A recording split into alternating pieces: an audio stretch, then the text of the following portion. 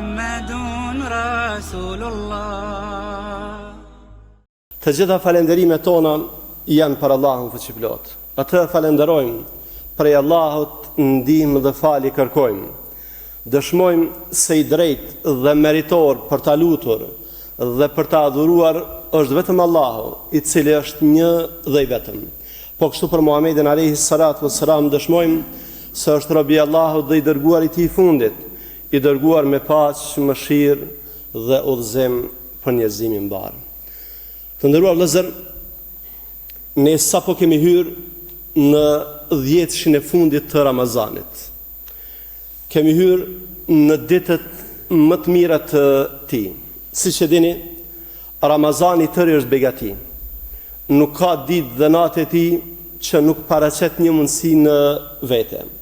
Pejgamberi alayhi salatu wassalam duke përshkruar këto mundësi ka thënë: "Walillahi utaqa'u minan nari wa dhalika kull layla." Në secilën natë të Ramazanit, Allahu ka një listë me emrat të besimtarëve të cilët i amniston nga zjarri i xhehenemit. Pavarësisht të gjitha të mirave që i posedojnë këto 20 ditët e para të Ramazanit, mirësia e tij kryesore fshihet në këtë 10-shin e fundit. Dhe jo më ka thuhet se shkoi pjesa më e madhe e Ramazanit e mbeti shpërblimi kryesor i tij.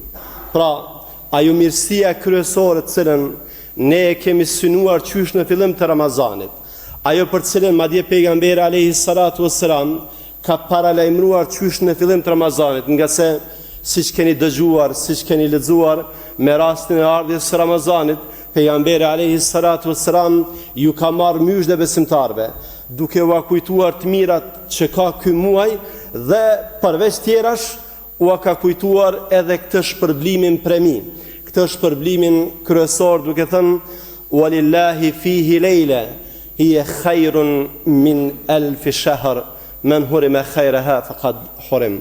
Allahu në këtë muaj, në muajin e Ramazanit, e ka një natë e cila vlen më shumë se sa 1000 muaj.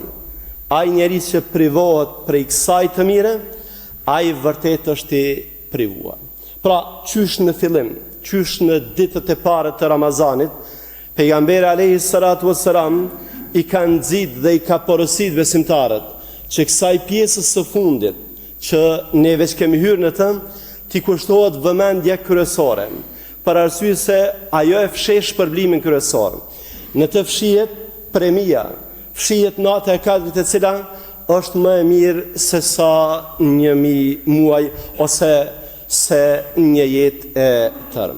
Prandaj nderuar vëllezër, këto ditë janë ditë të angazhimit, janë ditë të punës, janë ditë të veprave, janë ditë të punës shpirtërore, të ibadetit, të adhurimit.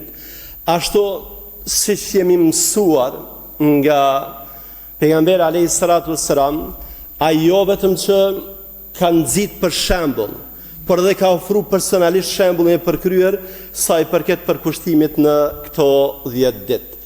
Aisha radhiyallahu ta'ala anha, duke përshkruar pejgamberin alayhi salatu wassalam dhe angazhimin e tij në këto 10 ditë, ka thënë: "Kana Rasulullah sallallahu alaihi wasallam yajtahidu fil 'ashr al-awakhir ma la yajtahidu fi ghayri." Në këto 10 ditë, pejgamberi alayhi salatu wassalam u angazhonte më shumë se sa në 12 e parë, pra se sa në pjesën e parë të Ramazanit. Madje, jo vetëm që na ka treguar për mënyrë përgjithshme për këtë angazhim, mirë po ka ofruar edhe detaje se si ka vepruar pejgamberi alayhi salatu wassalam. Në një version tjetër të hadithit qëndron se pejgamberi alayhi salatu wassalam idha dakhala al-'ashr ahya al-layl wa ayqadha ahla wa jadda wa shadda al-mi'zar.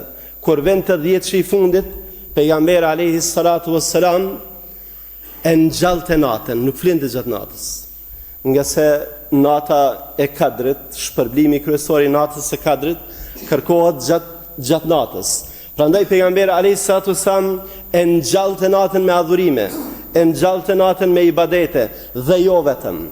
Wa ayqadha ahla, familjen, gruan, evladët, i zgjante nga gjumi dhe urdhëronte që të falin namaz, që të lutën, nga se para vetes kanë një mundësi tejet të madhe. Para vetes kanë një shpërblim tejet të madh, wajadda wa shadda al-mi'zar. Edhe në mënyrë figurative është përshkruar ajo vendosmëria e pejgamberit alayhi salatu wassalam për adhurim, pra që e ka shtrënguar veten dhe nuk është zbrapsur nga adhurimi. Nderuar vëllezër, ajo që kërkohet prej nesh është të ndjekim shembujt përkryer në adhurim. Ajo që kërkohet prej nesh është që në këto 10 net mos ndjekim shembujt atyre që e kalojnë natën në për kafene, duke kërkuar kënse natën e Kadrit, ndërsa e humbasin vlerën e saj, mendojnë se duhet të qëndrojnë zgjuar dhe jo të adhurojnë Allahun xhalla wala. Ajo që kërkohet prej nesh është të ndjekim një shembull përkryer, një shembull përsosur, siç ka qenë pejgamberi alayhi salatu wassalam, dhe siç na ka mësuar që të mos ndjekim shembuj të njerëzve të dështuar. Një ditë i ka thënë një sahabiu të nderuar, Abdullah ibn Amrit, ka thënë: "Ja Abdullah, la takun mithla fulanin, kana yaqumu min al-layli fataraka qiyam al-layl." O Abdullah, mos u bos kur filani, i cili falej, pastaj la namaz.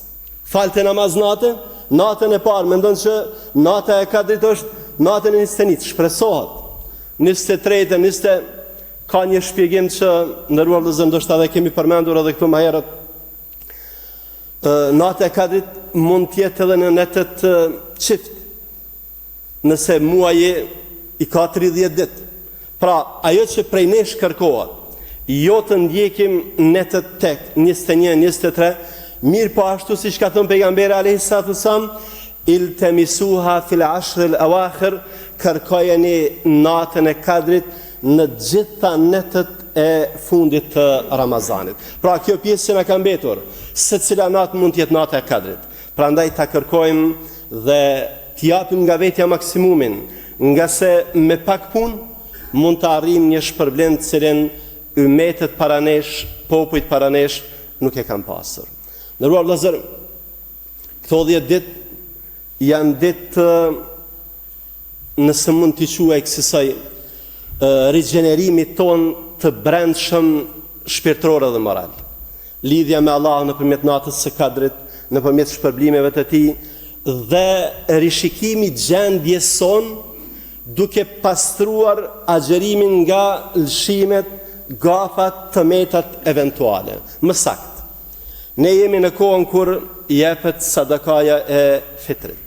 Dhe sadakaja e fitrit ka një mision shumë interesant. Ka një mision dy-dimensional. Ka thonë Ibn Abbas radiallahu anhuma, pejgamberi alayhi salatu wassalam e ka obliguar sadakan e fitrit tuhratan lis-sa'im wa tu'matan lil-masakin. Pastrim për agjërusin, ndoshta e ke ngrit zanin ndonjëherë, ndoshta ke bërtit ndonjëherë, ndoshta ke thonë ndonjë fjalë që s'është dashur me thonë ndonjëherë. Edhe sadakaja e pastron agjerimin. Edhe e dyta është ushqim për të varfrit. Ndëruar vëllezër, në mënyrë figurative, sadakaja e fitrit, sa i përket rregullimit të agjerimit, i ngjan sejdës së harresës në namaz. Ndonjëherë harrojmë namaz, gabojmë, edhe pastaj e bëjmë një sejdë për çka? Për me përmirësuar namazin. Edhe sadakaja e fitrit është pikërisht sikur kjo sejdë e rregullon e ndrejt atë që e kemi prish. Allahun e madhruar e lutem që Allahu na bekoj për natën e Kadrit, Allahu na jep forcë dhe vendosmëri për të adhuruar ashtu siç e meriton ai. Allahun e lutem që të gjithë neve që jemi këtu dhe të gjithë vëllezërit dhe motrat tonë kudo se janë, Allahu t'i bekoj për këtë natë, Allahu t'i fal, aqulu ma tasma'un wastaghfirullah li wa lakum fastaghfiruh. Alhamdulillah wassalatu wassalamu ala rasulillah ibadallah. Ndëruar vëllezër, duke marrë parasysh rrethanat në të cilat jemi, sprovat me të cilat po ballafaqohemi, problemet e përditshme, ato sulmet e pareshtura që janë duke na vërsulur si institucion edhe si besimtar, marrëguximin fetar edhe moral që t'ju drejtohem me një kërkesë për zemërt nga bashkia islame, që sadakan e fitrit, zakatin, t'jepni për bashkinë islame. është forma edhe mënyra më e mirë se si ne arrim me përkra institucionin. Rënja e individëve paraqet rënje të një individi. Rënja e institucionit paraqet rënimin edhe rënjen e kalas. Prandaj gjithë ne nga mundësitë që i kemi t'i japim edhe ta ruajmë këtë fe në këtë vend. Muezini i xhamis është i ngarkuar me bllokat e fitrave, edhe mund ta bëni pagesën çdo ditë tek ky. Po kështu jam porositur nga Këshilli Bashkësisame në Mitrovic, që një zakon të përvetshëm që e kanë, që në xhumat e fundit të mbledhen të holla për bashkësinë islame këtu në Mitrovic, siç e kanë tradit. Prandaj kush ka mundësi për jush, Zoti ju shpërblet. Ibadallah, inna Allaha wa malaikatahu yusalluna ala nabi ya ayyuhalladhina amanu sallu alayhi wa sallimu taslima. Allahumma salli ala Muhammadin wa ala ali Muhammad kama sallaita ala Ibrahim wa ala ali Ibrahim innaka Hamidun Majid. Allahumma barik ala Muhammadin wa ala ali Muhammad كما باركت على إبراهيم وعلى آل إبراهيم إنك حميد مجيد. عباد الله، إن الله يأمر بالعدل والإحسان وإيتاء ذي القربى وينهى عن الفحشاء والمنكر والبغي يعظكم لعلكم تذكرون. لا إله إلا الله، لا إله إلا الله، لا إله إلا الله، محمد رسول الله.